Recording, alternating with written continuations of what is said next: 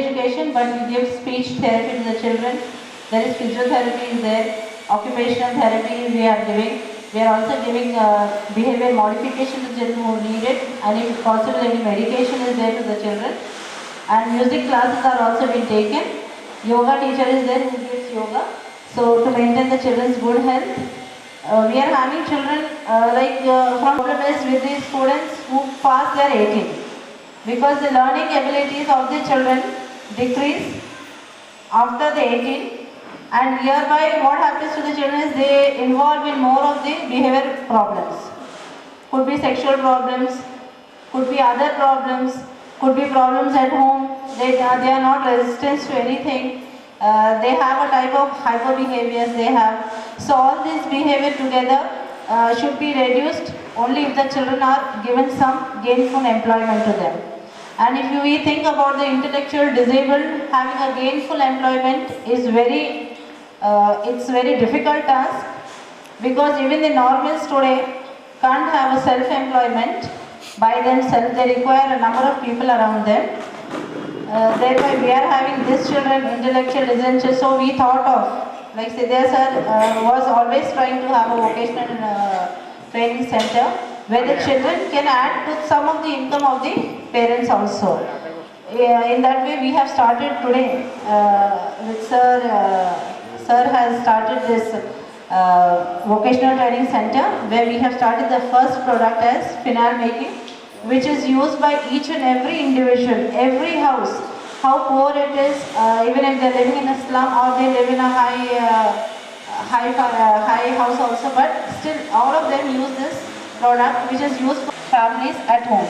And direct lessons, we have got a number of parents over here, so the marketing also could be possible, and we look for a good marketing for this, because when the ministry's assistance is reducing in the days to come, we need to sustain ourselves and we need to sustain the school also.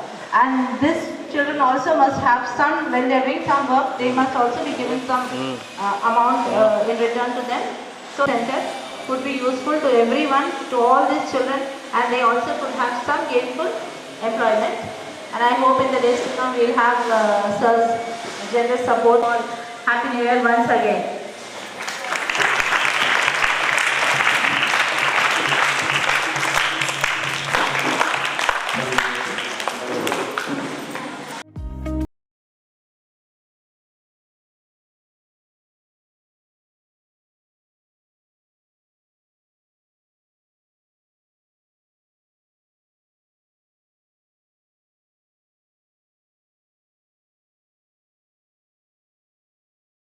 స్టూడెంట్స్ను ఒక సహనంతో గొప్ప ఓర్పుతో వాళ్ళను తీర్చిదిద్దడం అనేది ఆదర్శప్రాయమైనటువంటి విషయము. ఇటువంటి ఈ వాళ్ళ దివ్యాంగులు, వికలాంగులు అనకుండా దివ్యాంగులని వారికి ఒక ఇదిచ్చి వాళ్ళని ఎంటర్టైన్మెంట్ చేసి వారికి విద్యాబుద్ధులు నేర్పి 6 సంవత్సరాల నుండి 23 సంవత్సరాల వరకు వాళ్ళని తీర్చిదిద్ది ఒక ప్రయోజకులను చేసి ఉపాధి కల్పించే బాటలకు ఎప్పుడు ఆహర్నిశలు సిద్ధయ్య గౌడ్ సార్ ఎవరికి ఏ ఉపాధి దొరకాల, ఏ విధులు ఏ లాభాలు వస్తాయి, ప్రభుత్వం నుంచి మనకి ఏం అందుబాటులో ఉంటుంది, మన పిల్లల సేవలు ఎట్లా వాడుకున్నామనే ఆలోచన. బయట ఎన్నో ట్రస్టులు ఆదిలాబాద్ జిల్లాలో అడవులు అక్కడిక్కడ చూశాను, ఒక వ్యక్తిగతంగా చూస్తున్నారు కనుక వారి సేవలు అభినందనీయము. వారు చేసేటువంటి సేవ పిల్లలు అంటే మన పిల్లల్ని మనమే ఒక గంట ఏడిస్తే తల్లిదండ్రులు కసురుకుంటారు.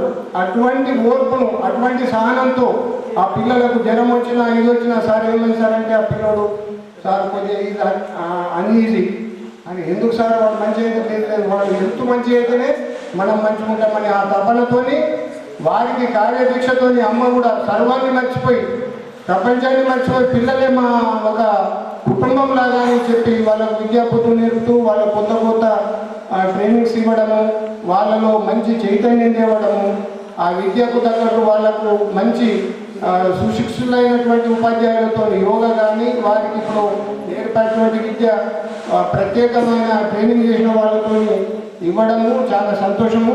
తర్వాత మా చైర్మన్ రామచంద్రరెడ్డి సార్కు నేను ప్రాధాన్యపడేది ఏంటంటే, ఒక విశ్రాంత ఉద్యోగిగా పోలీస్ ఆఫీసర్గా సార్ తమరి అండదండలు ఎప్పుడు ఉండాలి. I'm very happy sir. Your charitable services must be continued, sir, to develop this institute. I am praying to you, sir. God bless you, sir. ఈ అవకాశం ఇచ్చిన అందరికీ నేను కృతజ్ఞతలు. అందరికీ 1.5 all new year, happy new year. మా దగ్గర మన స్కూల్లో ఒక ఏజ్ నార్మ్ సిస్టమ్ అనేది ఒకటి ఉంది. అది కేంద్ర ప్రభుత్వం ఇంటలెక్చువల్ డిజేబుల్డ్ పిల్లలు మాత్రమే చదువుకోవడానికి అవకాశం ఉంది. మనం 2009 కంటే ముందు చూసుకున్నట్లయితే పరిస్థితి ఏ విధంగా ఉందంటే 2009 కంటే ముందు ఇంటలెక్చువల్ డిజేబుల్డ్ పిల్లలకి ఎలాంటి ఏజ్ నామ్స్ లేవు. వాడు 6 సంవత్సరాలకి స్కూల్లో జాయిన్ అయితే 50 సంవత్సరాలు వచ్చినంత వరకు కూడా స్కూల్లో చదువుకోవడానికి అవకాశం ఉండేది. ఇక వాడు ఏదైనా జరిగితే వాడు డ్రాప్ అయితే తప్పితే స్కూల్లోంచి తీసేస్తానికి అవకాశం కూడా ఉండేది కాదు ఆ రోజుల్లో. కానీ 2009 తర్వాత కేంద్ర ప్రభుత్వం ఒక రూల్ తీసుకొచ్చింది. ఏంటంటే సర్వశిక్ష అభియాన్ అనేది 18 సంవత్సరాల వయసు ఉన్న పిల్లల వరకు మాత్రమే ప్రభుత్వం ద్వారా ఉచిత విద్యను అందిస్తాము. మరి 18 సంవత్సరాల తర్వాత అది తల్లిదండ్రులు చూసుకోవాల్సిన బాధ్యత అని చెప్పడం జరిగింది. కానీ మానసిక వికలాంగులు అంటే ఇంటలెక్చువల్ డిజేబుల్ విషయానికి వచ్చినట్లయితే 18 సంవత్సరాల తర్వాత అసలు సమస్య స్టార్ట్ అవుతుంది. వాళ్ళ బిహేవియర్ ప్రాబ్లమ్స్ ఇంతకు ముందు జ్యోతి గారు చెప్పేటప్పుడు చెప్పారు. సెక్సువల్ ప్రాబ్లమ్స్ వస్తాయి, బిహేవియర్ ప్రాబ్లమ్స్ వస్తాయి, వైలెన్స్ బిహేవియర్స్ డెవలప్ చేసుకుంటాడు 18 ఇయర్స్ తర్వాత. సో చాలా సమస్యలు పిల్లల్లో వస్తూ ఉంటాయి. సో మేము తెలంగాణ నుంచి అదేవిధంగా ఆంధ్ర నుంచి చాలా ప్రయత్నం చేస్తున్నాం. ఏంటంటే ఈ ఏజ్ నామ్స్ అనేది ఇంటలెక్చువల్ డిజేబుల్డ్ చిల్డ్రన్లో తీసేయండి. రైట్ టు ఎడ్యుకేషన్ యాక్ట్ ఏం చెప్తుందంటే universalisation of elementary education up to 18 years మాత్రమే. కాబట్టి మేము 18 ఇయర్స్ వరకే చెప్తాం. మేము సపోర్ట్ కూడా 18 ఇయర్స్ వరకే మేము ఈ గ్రాంటింగ్ రేట్ ఇస్తాము. 18 ఇయర్స్ తర్వాత పిల్లల్ని మీరు తల్లిదండ్రులకు అప్పచెప్పాలి అని చెప్పేసి వాళ్ళు చెప్పడం జరిగింది. సో చాలా ప్రయత్నాలు చేసినాము. కేంద్ర మంత్రి గారు కలిసినాము. చాలా ఆంధ్ర తెలంగాణ నుంచి దాదాపుగా 12 మంది ఎంపీలకి రిప్రజెంటేషన్ ఇచ్చినాము. సార్ ఏజ్ నామ్స్ తీసేసేయండి అని. సో దీని మీద కొంత చర్చ కూడా అప్పుడు పార్లమెంట్లో జరిగింది. మేము ఇచ్చిన రిప్రజెంటేషన్ మీద దాన్ని ఏం చేసిందంటే ఒక మానసిక వికలాంగులకి 5 సంవత్సరాలు రిలాక్సేషన్ ఇచ్చింది. 18 to 23 చేసింది. అది కూడా మేము కొట్లాడిన తర్వాత మరి స్వచ్ఛంద సేవా సంస్థలు యాక్చువల్గా తెలంగాణ మేజర్ ఫైట్ చేసింది. వేరే రాష్ట్రాల నుంచి ఎవరు రాలేదు. తెలంగాణ నుంచి ఒక 12 మంది ఎంపీలు పట్టుకొని మరి అప్పుడున్న కేంద్ర మంత్రి తావర్చంద్ గెహ్లోట్ గారిని కలిసి మరి వారికి విన్నవించిన తర్వాత మరి కేంద్ర స్థాయిలో ఎవరైతే సెక్రటరీ ఉన్నారో వాళ్ళందరికీ రిప్రజెంటేషన్ ఇస్తే దాని మీద కూడా చాలా వర్క్షాప్స్ కండక్ట్ చేశారు త్రూఅవుట్ ద నేషన్. సో 18 నుంచి 23కి పెంచడానికి డిజబిలిటీస్ కమిషనర్స్ వాళ్ళు కూడా చెప్పారు అవును ఇంటలెక్చువల్ డిజేబుల్ రిలాక్సేషన్ ఇవ్వచ్చు అని. సో ఆ తర్వాత 18 నుంచి 23 సంవత్సరాలు చేస్తున్నారు. 23 సంవత్సరాల తర్వాత కూడా మనం పిల్లల్ని పంపించిన తర్వాత కూడా మరి చాలామంది పేరెంట్స్ మన దగ్గరకు వచ్చి అడుగుతున్నారు, సార్ పిల్లలు చాలా గొడవ చేస్తున్నారు ఇంట్లో, సో వాళ్ళని ఎక్కడన్నా పెట్టండి అని. సో మనం పెట్టుకోవడానికి మనం ఏదో దయాగుణంతో పెట్టుకున్నా లేకపోతే సర్వీస్ మోడల్తో పెట్టుకున్నా మనకి ఎవరైనా ఇన్స్పెక్షన్కి వచ్చినప్పుడు మనకి ఇబ్బందులు కలుగుతాయి. ఎందుకంటే అబౌవ్ 23 ఇయర్స్ పిల్లలు ఎందుకున్నారు స్కూల్లో ఉండకూడదు కదా. సో ఎన్రోల్మెంట్ లేకుండా ఉండాలి అంటే కూడా ఇబ్బందిగా ఉంది. కాబట్టి నేను చాలా కాలం నుంచి అనుకున్నాను సిఎస్ఆర్ కాంపోనెంట్ నుంచి కానీ లేకపోతే ఎవరైనా పెద్దలు డోనర్స్ ముందుకు వస్తే ఒక వొకేషనల్ ట్రైనింగ్ షెల్టర్డ్ వర్క్షాప్ అనేది అడల్ట్ మెంటల్ రిటార్డెడ్ పిల్లలకి స్టార్ట్ చేస్తే వాళ్ళు ఇంట్లో నుంచి ఒక 8 గంటలు బయటకు వస్తానికి అవకాశం ఉంటుంది. ఒక స్కిల్ని వాళ్ళు డెవలప్ చేసుకోవడానికి అవకాశం ఉంటుంది. గవర్నమెంట్ ద్వారా అంటే టీడబ్ల్యూ ద్వారా లేకపోతే కలెక్టర్ ద్వారా వాళ్ళకు ఒక రిప్రజెంటేషన్ ఇచ్చి మరి వీళ్ళు 3 నెలల ట్రైనింగ్ ఇచ్చి వాళ్ళకు ఒక సర్టిఫికేట్ ఇస్తే తప్పకుండా దాని మీద పిల్లవాడి పేరు మీద ఎలాగో లోన్ రాదు. ఎందుకంటే ఇంటలెక్చువల్ డిజేబుల్డ్ పేరెంట్స్ని కూడా మనం ప్రమోట్ చేస్తున్నాము. మనం పేరెంట్స్ అసోసియేషన్ కూడా ఫామ్ చేసినాము. సో పేరెంట్స్ అసోసియేషన్ ద్వారా మరి ఈ పిల్లలందరూ కూడా గెయిన్ఫుల్ ఎంప్లాయ్మెంట్ వస్తుంది అని చెప్పి మరి ఇంతకుముందు మనం అనుకోకుండా ఆగస్టు 7వ తారీఖు రోజు మన పేరెంట్స్ మీటింగ్లో కూడా మాట్లాడడం జరిగింది. సో ఫార్చునేట్లీ మరి రామచంద్ర రెడ్డి సారు మరి తను ఎన్ఆర్ఐ ఇండియా వచ్చిన తర్వాత మరి ఒక మీకు ఏదన్నా హెల్ప్ చేయాలనుకుంటే మీకు ఏం హెల్ప్ కావాలన్నప్పుడు నేను వొకేషనల్ ట్రైనింగ్ విషయాన్ని వారి ముందు పెట్టినప్పుడు మరి వారు సానుకూలంగా స్పందించి మరి ఇనిషియల్గా ఒక యూనిట్ ఏర్పాటు చేస్తానికి మరి వారు కొంత ఆర్థిక సహాయాన్ని 1 లక్ష రూపాయల ఆర్థిక సహాయాన్ని వారు మనకి అందించడం జరిగింది. అది బేస్ చేసుకొని మనం ముందుగా పిల్లలు నాన్ హజార్డస్ వృత్తిలో ఉండటం కోసం అని చెప్పేసి పిల్లలకి ఎలాంటి ప్రమాదం లేని వృత్తిని phenyl making, washing powder making, అదేవిధంగా సోపు లిక్విడ్స్, ఈ 3 కూడా మన పిల్లలకి నేర్పడానికి మరి ఈరోజు రామచంద్ర రెడ్డి సార్ తోటి మరి ఇనాగ్రేషన్ చేయించడం జరిగింది. దీన్ని మనం స్కేలప్ చేసి రాబోయే కాలంలో పిల్లలకి నేర్పడం వరకు కాకుండా వాళ్ళకి సర్టిఫికేట్ అందించడం వరకు కాకుండా వాళ్ళకు కొంత గెయిన్ఫుల్ ఎంప్లాయ్మెంట్ ఇవ్వడం కానీ డైలీ కొంత రెమ్యూనరేషన్ వాళ్ళకి ఇవ్వడానికి మనం ప్రయత్నం చేస్తే మరి నాకు తెలుసు అన్ని కేటగిరీస్ ఆఫ్ ద డిజేబుల్డ్ని ఎక్కడో ఒక దగ్గర ఎంప్లాయ్మెంట్ ఉన్నారు. ఎందుకు మన స్కూల్లోనే చదువుకున్న 76 మంది 10th క్లాస్ పాస్ అయిన బ్లైండ్ పిల్లలు ఉన్నారు. అందులో మీ అందరికీ తెలుసు 25-26 మంది పిల్లలు ఈరోజు గవర్నమెంట్ ఎంప్లాయ్మెంట్ పొందారు. సో అదే మానసిక వికలాంగులు తీసుకున్నప్పుడు ఏం జరుగుతుందంటే ఈ పిల్లల్ని మనం ఎక్కడ కూడా బయట అవుట్ సైడ్ ఎస్టాబ్లిష్మెంట్లో ప్లే చేసినప్పుడు వాళ్ళు నార్మల్ తోటి కంపారిజన్ చేసి ఈ పిల్లలు నార్మల్తో పాటు పనిచేయలేకపోతున్నారని చాలా తక్కువ కాలంలోనే మళ్ళీ వాళ్ళని తీసేయడం అనేది జరుగుతూ ఉంది. సో ఇవన్నీ మనం దృష్టిలో పెట్టుకొని ఏం చేసినామంటే వీళ్ళకి ఒక షెడ్యూల్డ్ వర్క్షాప్ ఉంటే ఈ షెడ్యూల్డ్ వర్క్షాప్ ద్వారా మరి కొంతమందికి గెయిన్ఫుల్ ఎంప్లాయ్మెంట్ ఇస్తానికి అవకాశం ఉంటుందని నేను అనుకున్నప్పుడు మరి దేవుడిలాగా తను మన అడగటం, తర్వాత నేను కూడా 3-4 ట్రేడ్స్ మీద వారికి ప్రపోజల్ సబ్మిట్ చేయడం జరిగింది. ఒకటి ఫినాయిల్ అనుకున్నాను, ఇంకా రెండోది పేపర్ కప్స్ మేకింగ్ అనుకున్నాను, మూడోది హ్యాండ్మేడ్ హ్యాండీక్రాఫ్ట్స్ అనుకున్నాము. సో ఇవన్నీ కూడా 3-4 పెట్టినప్పుడు అన్నింటిలో ఈజీగా అనిపించింది. తర్వాత నాన్ హజార్డస్ అనిపించింది.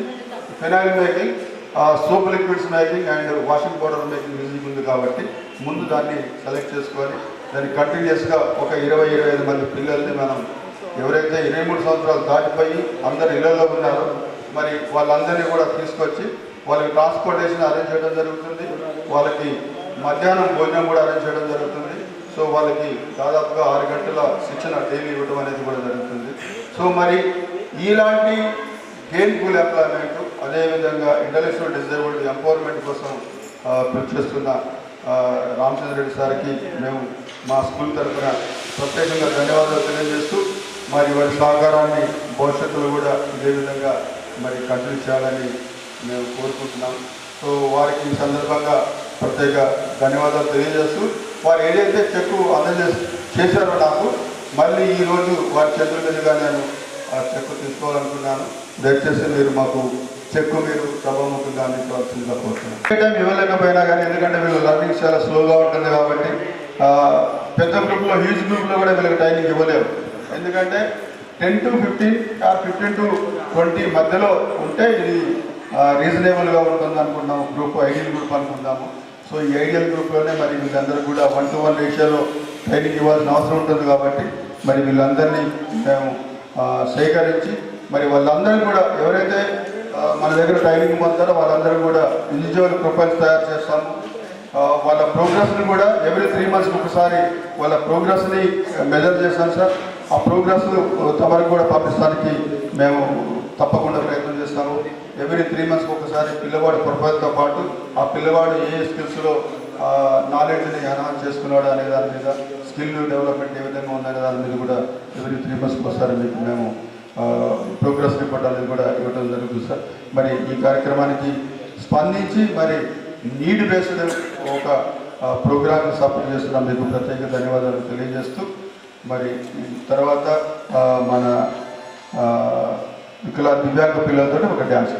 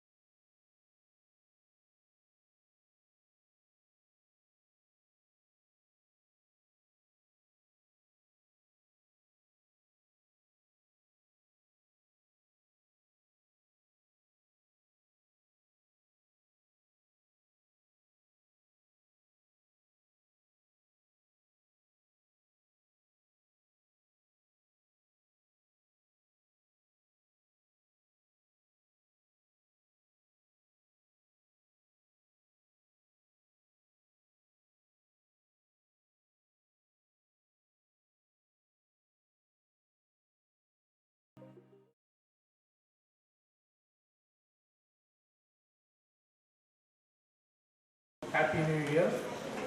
I'm very excited to be here. This is my second or third time to this Sneha Society. I believe in skill development and I'm very excited to celebrate the Skill Development Center. So everybody should participate in it and learn new skills so that you can go and earn your own living. Okay, bye.